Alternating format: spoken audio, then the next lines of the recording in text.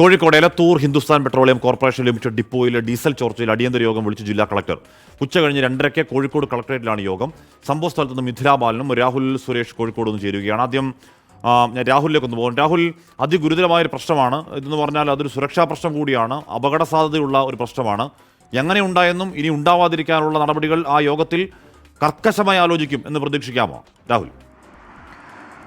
തീർച്ചയായിട്ടും അങ്ങനെ തന്നെയാണ് പ്രതീക്ഷിക്കുന്നത് ഹാഷ്മി. ഗുരുതരമായ പ്രശ്നം, അതുകൊണ്ട് തന്നെ അതീവ പ്രാധാന്യത്തോട് തന്നെയാണ് ഈ പ്രശ്നത്തെ ജില്ലാ ഭരണകൂടം നോക്കിക്കാണുന്നത്. അതുകൊണ്ട് തന്നെയാണ് അടിയന്തരമായ യോഗം, അടിയന്തരമായ മീറ്റിംഗ് വിളിച്ചിരിക്കുന്നത്. അല്പസമയത്തിനുള്ളിൽ, അതായത് ഉച്ചയ്ക്ക് ശേഷം 2:30 കളക്ടറേറ്റിലാണ് അടിയന്തര യോഗം വിളിച്ചിട്ടുള്ളത്. ജില്ലാ കളക്ടറുമായി അല്പസമയം മുമ്പ് നമ്മൾ സംസാരിച്ചിരുന്നു. ഇപ്പോൾ അവിടെ പരിശോധന നടക്കുകയാണ്. ആ പരിശോധനയുടെ റിപ്പോർട്ട് അധികൃതർ ഈ യോഗത്തിൽ അവതരിപ്പിക്കും. അതിനുശേഷം ജനപ്രതിനിധികൾ, വിവിധ വകുപ്പ് മേധാവികൾ, HPSCL അധികൃതർ എന്നിവർ പങ്കെടുത്തുകൊണ്ടുള്ള ഒരു നിർണായകമായ യോഗമായിരിക്കും 2:30 കളക്ടറേറ്റിൽ നടക്കാൻ പോകുന്നത്. അതീവ പ്രാധാന്യത്തോടെ ഈ സംഭവത്തെ കാണുന്നു എന്നാണ് ജില്ലാ കളക്ടർ പറഞ്ഞത്. ഇന്നലെ തന്നെ വനം മന്ത്രി നമ്മളോട് പറഞ്ഞിരുന്നു ഈ സംഭവവുമായി ബന്ധപ്പെട്ട് ജില്ലാ കളക്ടറോട് റിപ്പോർട്ട് തേടി എന്ന കാര്യം.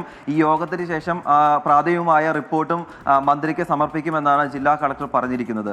ഹാഷ്മി, മിഥില ബാലൻ കൂടി ഉണ്ട്. മിഥില, ഇപ്പോഴും ഉണ്ടോ ആ ഓടയിൽ കൂടി ഡീസലിന്റെ വരവ്? ഹാഷ്മി, ഇപ്പോഴും ചെറിയ രീതിയിൽ ഡീസൽ വന്നുകൊണ്ടിരിക്കുന്നുണ്ട്. ഏറ്റവും പ്രധാനപ്പെട്ട കാര്യം എന്നത് ഇതുമായി ബന്ധപ്പെട്ട റിപ്പോർട്ട് സമർപ്പിക്കേണ്ടത് ദുരന്ത നിവാരണ വിഭാഗം ഡെപ്യൂട്ടി കളക്ടറാണ്. ആ ഡെപ്യൂട്ടി കളക്ടറുടെ പരിശോധന ഇപ്പോൾ ഈ പ്രദേശത്ത് പുരോഗമിച്ചുകൊണ്ടിരിക്കുകയാണ്. കോർപ്പറേഷൻ ആരോഗ്യ വിഭാഗവുമുണ്ട്.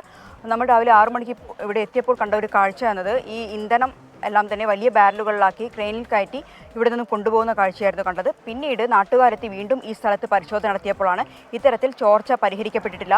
ചെറിയ രീതിയിൽ, അതായത് ഈ ഓടകളെല്ലാം തന്നെ ഇപ്പോഴും ഇന്ധനം ഉണ്ട്, ചോർച്ച ഇപ്പോഴും തുടരുന്നുണ്ട് എന്നത് വലിയ രീതിയിലൊരു പ്രതിഷേധം പിന്നീട് അവിടെ കണ്ടു. ഈ ഒരു പ്രശ്നം, അതായത് കളക്ടർ ഇടപെട്ട് പ്രശ്നത്തിന് പരിഹാരം വേണമെന്നാണ് ഈ പ്രദേശവാസികളുടെ ആവശ്യം. അതിന് പിന്നാലെയാണ് ഇപ്പോൾ മന്ത്രിയുടെ നിർദ്ദേശപ്രകാരം പ്രത്യേക സംഘം ഈ പ്രദേശത്ത് പരിശോധന നടത്തുന്നത്. ഞാൻ നേരത്തെ സൂചിപ്പിച്ചതുപോലെ തന്നെ റവന്യൂ വകുപ്പ് ഉദ്യോഗസ്ഥരും കോർപ്പറേഷൻ ആരോഗ്യ വിഭാഗമുണ്ട്. അവരുടെ ഒരു പരിശോധനയ്ക്ക് ശേഷമായിരിക്കും, ഇപ്പോൾ രാഹുൽ സൂചിപ്പിച്ചതുപോലെ തന്നെ 1 മണിക്കൂറിനകം ഈ ഒരു റിപ്പോർട്ട് കളക്ടർക്ക് നൽകും.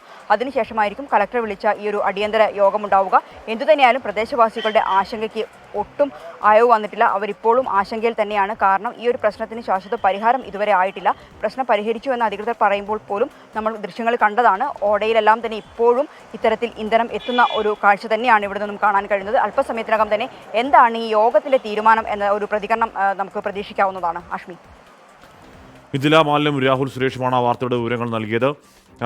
അവിടെ ഓടയിൽ കൂടി ഡീസൽ ഒഴുകി വരുന്നതും 4 ബാരലുകളിൽ അത്രയധികം ഇന്ധനം ഒഴുകി വന്ന കാഴ്ച നമ്മൾ ഇന്നലെ വൈകിട്ട് കണ്ടതാണ്.